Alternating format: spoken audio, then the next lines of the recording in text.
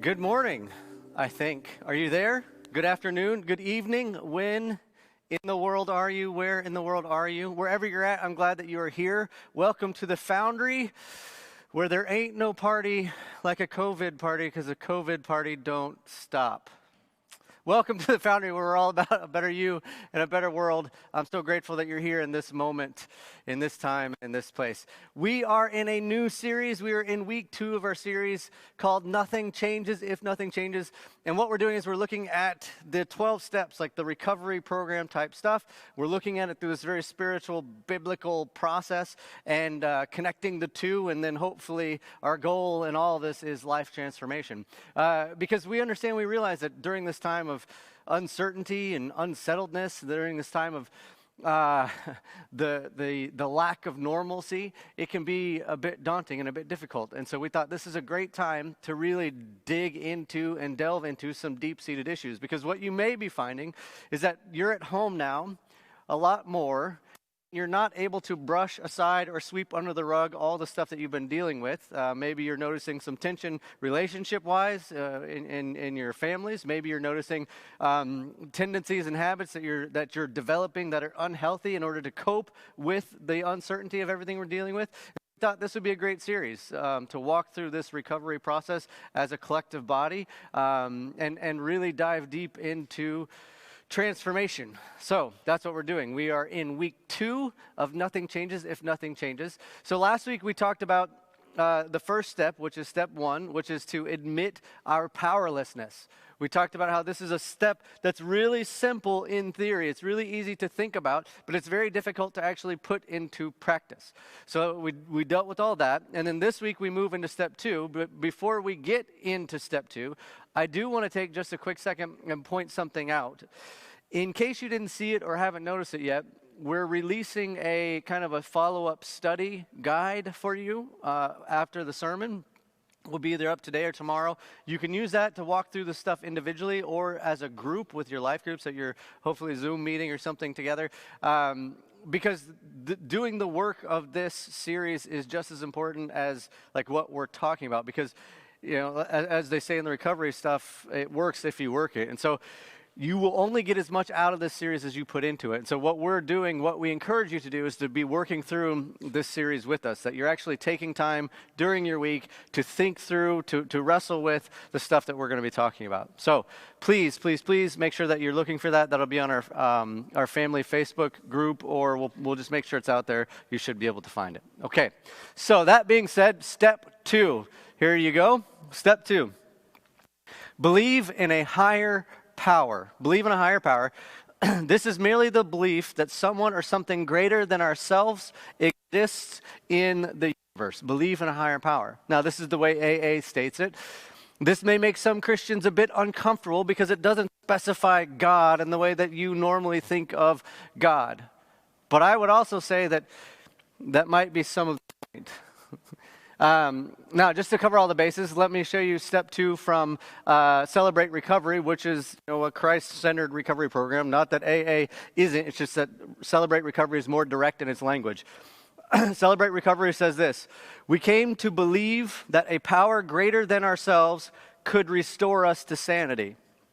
For Philippians 2:13, for it is God who works in you to will and to act according to his good purpose. So they're kind of saying the same things, just a little bit different here. But what's interesting about this phrasing and this whole step 2 is it really, you could break it down into 3 components. And I think all 3 components are valid and important, but there's one in particular that I think we're going to look at today. So if you were to look at this, you see the first thing is we came to believe. That's the first part. The second part is that a power greater than ourselves. All right, that's the second part, that we have to acknowledge there's somebody greater than ourselves. And then the third part is to restore us to sanity. So not only do we have to believe in a power greater than ourselves, we have to believe that that power can help restore us. Now, most of these first 2, or the second 2, believing that a power greater than ourselves exists, I think most people, especially if you're tuning into this today, you're on board with that.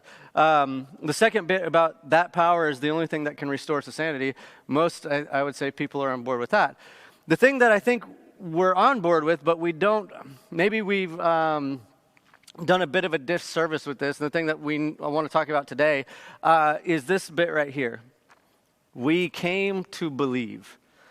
We came to believe. Now, this is where it gets a little bit interesting.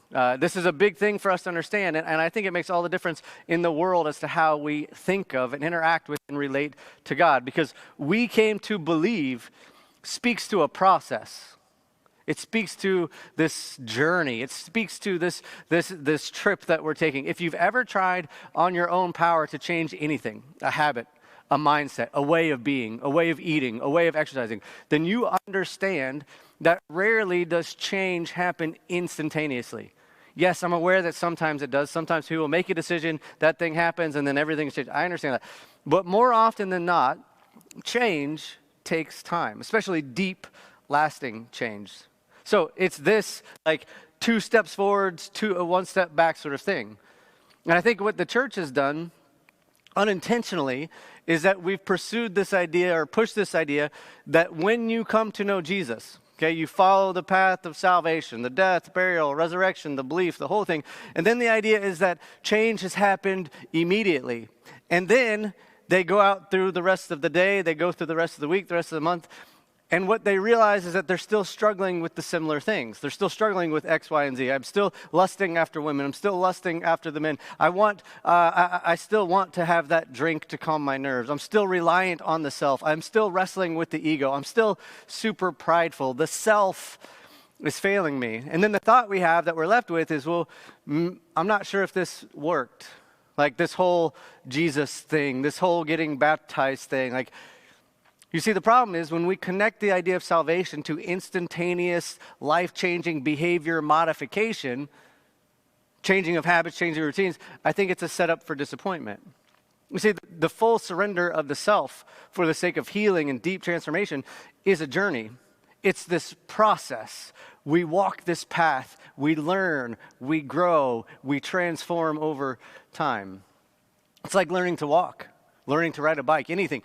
Nobody is born with the ability to run. Nobody in the birthing process, comes out of their mother's womb at a full sprint, which is a really terrible picture to put into your brain. But it would make the birthing process more interesting than it already is. Imagine that, like, you have to be prepared and ready for the baby to come at a full sprint. The baby doesn't work like that. The baby takes time. The baby, when she's born, she can't barely move any of her own appendages. She can't lift her head. The baby, when she's born, can barely roll over, and it takes time. It takes the development of muscles and her bones and her bone structure to strengthen in order for her to roll over. And then it takes a couple months for her to be able to sit up, and then a couple more months for her to be able to crawl, and then a couple years before she's walking, and even longer for her to be able to run. The running only comes after years of practice and training and development. This is the way faith is. This is the way living out your faith is. You have to develop these spiritual muscles, these muscles that help to let go of the ego, these muscles that will help you to refuse or reject things that are detrimental to your well-being, these muscles that help you to learn how to trust, these muscles that help you develop how to be generous. The truth is, change can be very, very difficult. Change is really, really difficult. There's a couple quotes about change and transformation I want to show you. Take a look at these. These are fairly well-known people. Mr. Tony Robbins, change happens when the pain of staying the same is greater than the pain of the change. Maybe you've experienced that. If I keep doing the same thing the way I'm doing it, it's hurting me more than if I were to actually change. Change happens when the pain of staying the same is greater than the pain of change. Heraclitus, there's nothing permanent except change. This is an ongoing process. It's going to change. It's not going to stay the same. There's nothing permanent except change. And then this one is a bit of a paraphrase from Dr. Samuel Chan in his book, Leadership Pain. Growth leads to change leads to loss leads to pain, therefore growth equals pain. This idea, if I'm growing, then something is changing. If something is changing, then the way things used to be aren't there anymore, which means I've lost something. And if I've lost something, then there's going to be this kind of experience of pain, which means in order for me to experience growth, there's going to be some pain along the way. Changing how I think, how I act, how I believe can be a very difficult process. But when you understand that it's a process, it allows for a bit of grace and understanding, which is why I love the phrase from step 2. We came to believe. We came to believe it insinuates process. When you understand that it's about process, it should allow you to have more patience, more grace, not only with yourself, but with others. Some of you need to be more gracious to yourself. Some of you are too hard on yourself. Some of you put a lot of weight on you. It's a process. Give yourself a break. Change and transformation is hard. And the reason is because you have to be willing to surrender the way that you currently are. You have to be willing to surrender the way things currently are. And you are a very complex being, right? You're not just your thoughts. I mean, your thoughts are powerful. Your thoughts are super powerful and can affect a lot of things. But you are not just your thoughts. You are your thoughts, you are your feelings, and you are your body. These are all components that act very much independently and interconnected, but also can act somewhat dependently. Think about this. Have you ever tried to quit something? You ever tried to give up smoking, quit drinking, try to give up pornography? Anytime you've tried to quit something, anytime you've tried to make behavioral changes, you can have the thought, yes, I'm going to give up smoking. Yes, I'm going to give up whatever. And very well, you may be convinced in your brain. But you have your body that is connected to your brain. And your body itself is still very much chemically dependent upon that thing. So your body is addicted to that thing that your brain said you don't want to participate in. So it takes both. It takes all this stuff working together in order for transformation to take place. Because these things can work together or they can work opposed to one another. So when we talk about surrender that leads to transformation, it's the surrender of the entirety of your being, which means you have to surrender the head, the heart, the body, your mind, the emotional body, the physical body. If you really want deep transformation, this is why it's so very difficult, and this is why if you really want deep transformation, we have to acknowledge first that we're powerless, and then we have to come to a belief in a power greater than ourselves that can restore us. All these things, all these areas, the head, the heart, the body, these all have to be surrendered so that we can be open to deeper change. And if we can keep these areas open, then change is possible. Now, there's this great little story in the book of Luke, Luke chapter 15. It's called the parable of the lost son. You may have heard it, the parable of the prodigal son. Fantastic story. I want to read through this together. I want to give you a few little thoughts and ideas along the way. And then I want to show you this one phrase that I think we overlook, that I think speaks to everything we're talking about today. Okay. Luke 15, verse 11 through 20. Jesus continued, "There was a man who had 2 sons.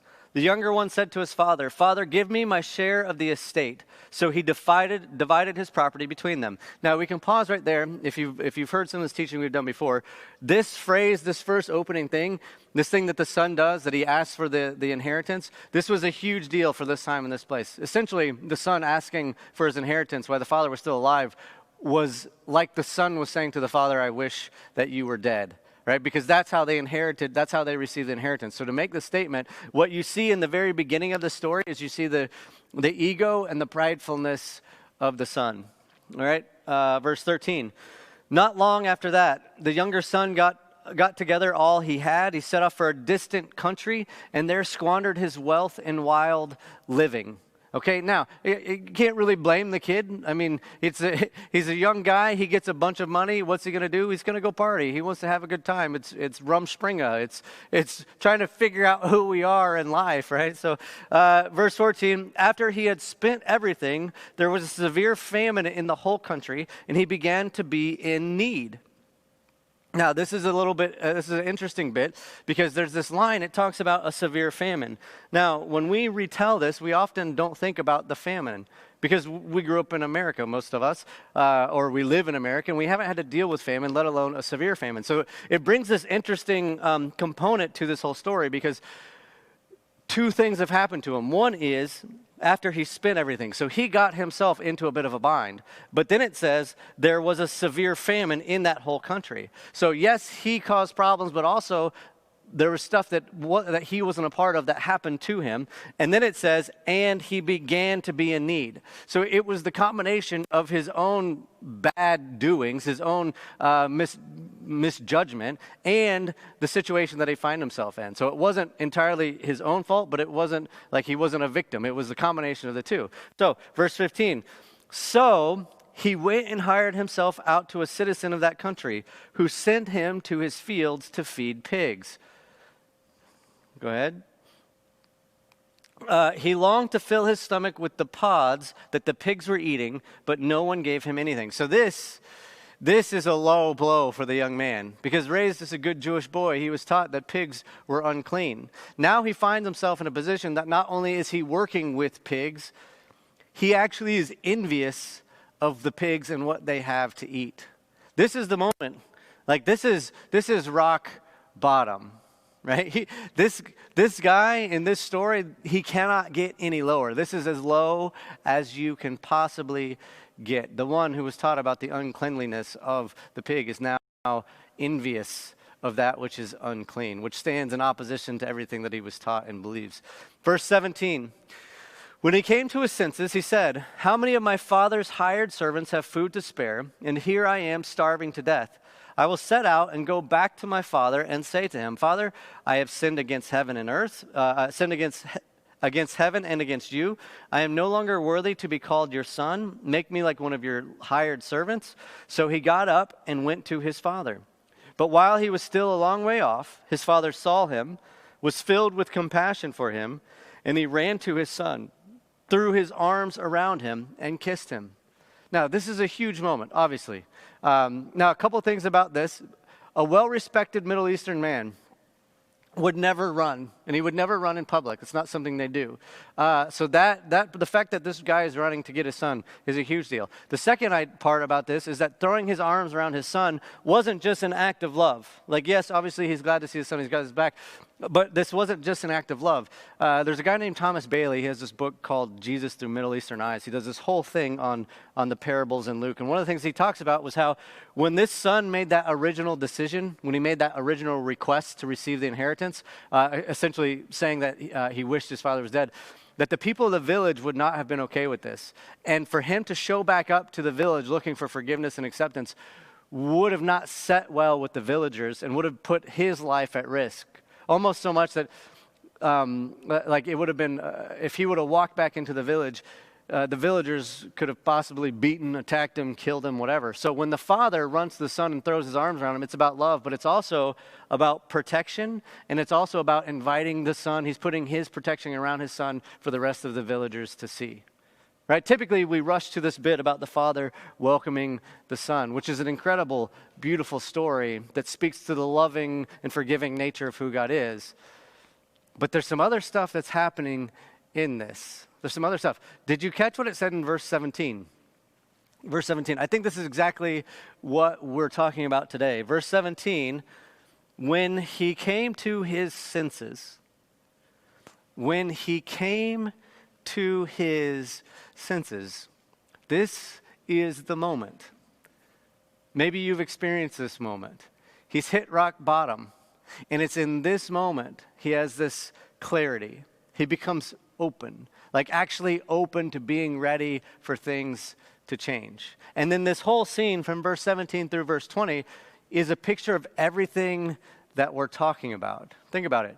When he came to his senses, he had to come to the place mentally, emotionally, physically. Everything in that moment had to align for him to be open to transformation. And then what does he do? He acknowledges that he needs help. Well, even my father's servants, they're taken better care of than I am. And then what does he do? He believes in a power that is greater than himself that can restore him, i.e. his father. He believes that if he can just make it back home to his dad, then his dad will restore him. This story is one that holds up a mirror to ourselves in so many different ways and forms. This really is incredible. I mean, if this doesn't speak to the process of recovery, I don't know what does. It's fascinating, right? When he came to his senses, He had this moment of clarity, believes in that, admits he's powerless, believes in that higher power that can restore him to sanity, and he pursues his Father. So let's take a minute and talk about the three spaces, this idea of the head, the heart, and the body, because it's only in these areas that once they're open, that we will be open to true change. And these areas, the head, the heart, and the mind, these are areas that will either help this idea of recovery and the process, or they can be obstacles to the process. So let's talk about this. Let's talk about the head. To keep the headspace open, to keep the mind open, to allow for change, we must engage in the regular practice of contemplative prayer and meditation. Now, why can't you just say prayer, Seth? Yes, you can say prayer. Obviously, that's a good thing. Keep praying, keep praying. But there's a bit of a difference between just saying prayers and like having this contemplative mindset. Here's what I mean. In the saying of prayers, typically we say something like, well, God, I pray for this. God, help with that. God, please provide. God, look after. And we tend to have this kind of like agenda that we're coming to God with. And it's really about what we want God to do for us. There's a problem with this is one, that it becomes very selfish. But secondly, if we're not careful, prayer can very much become a way that we begin to elevate the self. Because if I begin to pray for others, right? God, I pray for those people. Then what it says is something's wrong with those people, and I am in the right mindset. I'm in the right way of thinking and being, which means now I elevate the self through my prayer. So in this conversation with God, I now elevate myself and lower others because I believe I have the right way. For example, you may say something like, God, I pray for those silly Republicans. Right? Which means what? That I'm going to elevate myself. God, I pray for those weird Democrat people, right? Which now means I'm elevating the self at their expense. So this idea of prayer, that's a communication with God, if we're not careful, can very even subconsciously become a way that we affirm the self and how we are right. And by thinking we are right, it actually becomes an adversary or an obstacle to change. Do you see? So when we talk about this idea of contemplative prayer, what we're talking about is this time to earnestly seek God, like without our own agenda. Taking the time to focus on a particular scripture or an attribute of who God is and what God is like. Really taking the time to pursue a deeper connection and communion with the Creator. You see, and as you develop this deeper connection and communion with the Creator, this is where you begin to align yourself with God's intended reality. Which is to say that this idea of prayer in this way is really, it's less about getting something from God and more about aligning yourself with the likeness of who God is. Right? That's the big difference between the two. If I'm just saying prayers, it's very much about me. If I'm contemplating the goodness, the vastness of God, the scripture, who God is, then all of a sudden it opens me up and allows me to align myself with the very nature of God. In fact, step 11 in this process, we're on step 2. Step 11 gets more and more into this in depth. But the idea is that contemplative prayer goes a long way to helping us keep our head space, our minds open to the presence of God. Paul talks about it in Romans chapter 12. He says this, verse 2. Do not conform to the patterns of this world, but be transformed by the renewing of your mind. Be transformed by the renewing of your mind. In order for my mind to be renewed, it has to be open enough to be renewed. And it's in that renewal that there will be transformation. All right, so what's the name of our series? The name of our series is Nothing Changes If Nothing Changes. If you don't allow your headspace to be open, then there will be no renewal, which means that there will be no transformation, which means that essentially nothing will have changed, which means if you're looking for transformation, you need to work on keeping the headspace open. Okay, now a bit about the heart. Obviously, we're not talking about the beating muscle behind your ribcage. We're talking about like your emotional being, everything that we wrestle with emotionally. This is an area for all of us that we will all have some sort of wound. We're all carrying some sort of pain and hurt. Some of them will be larger, some of them will be smaller, some of them will be deep wounds, deep, hard-felt wounds from emotional stuff you've dealt with, from some sort of physical abuse, but you will still have to deal. Maybe yours isn't a big, deep emotional wound. Maybe yours is on the smaller side of things. Maybe you're dealing with some comment that was made off the cuff by your boss about your work performance. Maybe there's a moment in your life where you made yourself open and vulnerable to a friend or to a spouse, and in that moment they didn't handle you with care and respect, and it crushed you, or it hurt, or it stung a bit. We all have these things that we've either worked through or are still working through. And it can be very difficult to be open in the middle of all that. The reason it's difficult to be open in that is because of fear. Fear of pain, fear of rejection, fear of the thought of getting hurt. We all have this stuff that we're working through. For some people, this fear is so great, and you've dealt with so much, that you've become so cautious about all of it that you've essentially cut yourself off. You've closed off your heart space. And in doing so, you've cut yourself off from the very thing your heart needs the most, which is this deep connection with people and with things. This is what the heart longs for, a sense of connection on deeper levels.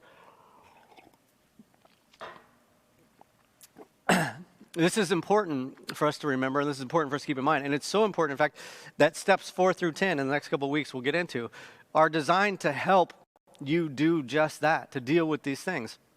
So we'll not go into too much depth today, but let me show you this passage, Proverbs 4:23. Above all else, guard your heart, for everything you do flows from it. Above all else, guard your heart, for everything you do flows from it. Absolutely, guard your heart. That's one of the things that we need to be mindful of. But don't guard your heart to the point that you close your heart off. Because everything you do, says the Psalms, the Proverbs, flows from it. It's your emotional body that leads to deep connections. And it's these deep connections are the things that fill us. Deep connections with people, with music, with art, with life. It's these deep connections that give us a deeper sense of value to the beauty and the longing for the beauty of life that we have been given. So why would you ever want to shut that down? Guard it, absolutely, but don't shut it down. And I know that if you have been hurt, this can be a very daunting thought. This can be a daunting task, to be open, to put yourself out there, to allow yourself to be vulnerable. But this is the only way to make yourself open to the transformation that you're actually looking for. Only by being open can you be influenced, and only by being influenced will you experience the change that you desire. And then, of course, there's the body. The body. Actual flesh and bone, physical body. And it may seem like a weird thought, but I'm going to say something that's very simple. But I think some of you need to hear this. Maybe the church in general needs to hear this, which means that right now I need you to practice the first two things we talked about, being open in your head and in your heart. And that statement is this. Your body is a big part of you. It seems silly. I'm fully aware it seems silly. Do I have to say that? Your body is a big part of you. But I think this is a deep thought. This is a thought that I think in the realm of Christianity and religion we often overlook. There's so much focus put on the spiritual nature of things, the spiritual body, that the physical body, the physical world gets overlooked and is really, the body becomes just this thing that like contains our spirit or our soul. It just becomes a container for the next life or whatever it is. But this space is so very important. It's important for how we engage the world. It's important for how we engage others. It's important because the body stores memories. The body gives us signs. The body informs us of what's actually going on with us. Like, do you know your body actually stores stress? Like when you find yourself in a stressful situation or a negative, toxic environment, these intangible things, these things that aren't necessarily, you can't reach out and feel them, but they are there. There's this negative energy, this toxic energy. Your body will receive that, and your body will transfer that energy into your physical body. It takes this immaterial and it makes it material. And it'll show up like in your body in various ways. Maybe it's a knot in your back. Maybe there's an ache in your bone. Maybe there's a sickness in your body. I mean, it's fascinating. Your body transfers energy into matter, and then it's telling you what's wrong. There's so much power in like positive thinking, right? And looking for the good. Be transformed by the renewing of your mind, because the mind affects the body. There's also a lot of power in a healthy, positive physical touch, which is the body needs. We need hugs to be known, to know we're loved. This is why things like exercise are so very good for you. And it's not just about like looking good in your bikini or whatever. It's an important thing for the body. This is why hugs are so great. This is why being in physical contact with each other is so great. This is why healthy sexual relationships within healthy marriages are so beneficial to the physical body, because there's a physical and emotional connection that's happening with all of it. It's all connected. What's crazy to me about Christianity, kind of in general, is that we have one of the only religions that believes that God actually had some sort of physical being, that God became a human being and walked as a human on this earth and lived the way that we live. And more often than not, even with that belief, Christians seem to maintain either a neutral or a negative mindset towards the physical body and the physical world, which is weird because God created the whole thing. Then God became one of us to teach us how to live as one of us. And then we go, yeah, but we're not quite sure, right? And it's a wonder, it's no wonder that our world that we live in seems to be a bit of a mess. Because what we have done as humans is that we've treated the earth the way that we've treated our bodies. And we've treated our bodies as like this single-use, disposable refuse. Like, we only need it once, so we don't really need to take care of it, so we let it go. And then we've treated the earth the same way, as if it was our body. Yeah, and I don't think that's what God ever intended for us to do or to live like. I came across this this week. Let me show you. I thought it was great. It says, Western Christianity has been much more formed by Plato, body and soul are at war, than by Jesus, body and soul are already one. For many of us, the body is more repressed and denied than even the mind or the heart. Western Christianity has been much more formed by Plato than by Jesus. No, that's not true. Well, think about what a lot of people believe. It's all about getting out of here. It's all about the spirit without talking about the physicality. If we make something like salvation just an escape plan for the soul, which is where many people are at, then we haven't actually believed the Bible. Yeah, let that one sink in a little bit. Because what the Bible talks about in Revelation 21 is this idea of a restored earth, that there's a new heaven and a new earth, a restored earth, and God is going to dwell. So the story begins with God dwelling with his creation, and then it ends with God dwelling on the creation. Which is to say that ultimately God had a plan for all of this materialness, all the physical matter, which is to say the body and its physical being aren't inherently evil, which is to say that in order for us to be restored to God's intended reality, we must learn to love and live in the bodies that God has given us, the bodies that we currently have. We must accept this body and be open to all that it has to offer for the sake of being open to change. So step 2. We came to believe that a power greater than ourselves could restore us to sanity. This is why this step is so important. We must understand that it is a process, and that for that process to take place, we have to be open to the process. We have to be open in the mind, in the heart, and in the body. Only being open to the greater power can we be restored to sanity.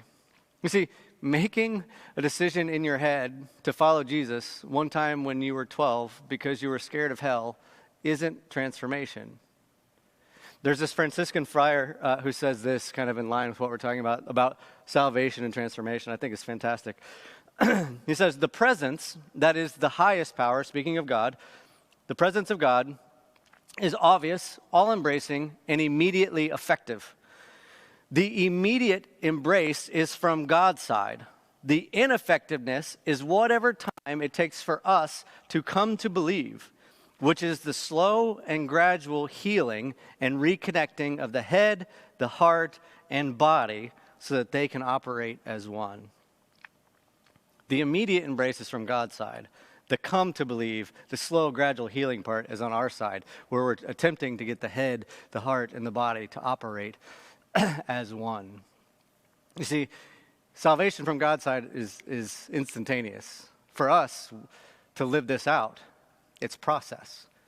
We have to take the time It takes time to step into the reality that God has intended for us. Luke 15, verse 17 said, when he came to his senses, in the parable that Jesus tells, the young man hits rock bottom. He's envious of the pigs and their food, and he realizes he's powerless. In this moment, the head, the heart, the body are now open. They're aligned. They're open to change. He puts his faith in the higher power, his Father, and he begins to make the journey home, where he is received with open arms and love and forgiveness. What the Son learned and what the Father knows is that transformation, my friends, is a process. Will you pray with me? God, grant me the serenity to accept the things I cannot change, courage to change the things I can, and the wisdom to know the difference. Let's pray that again. God, grant me the serenity to accept the things I cannot change, courage to change the things I can, and the wisdom to know the difference. One more time. God, grant me the serenity to accept the things that I cannot change, courage to change the things I can, and the wisdom to know the difference. My hope and my prayer for you is that you will take comfort in the understanding that there is a process to this whole thing. My prayer for you is that you will remain open in your head, your heart, and your body to allow for the one greater than you to restore you. My prayer is that God may be working in you to create a better you, and that God may be working through you to create a better world. God bless. Go in peace.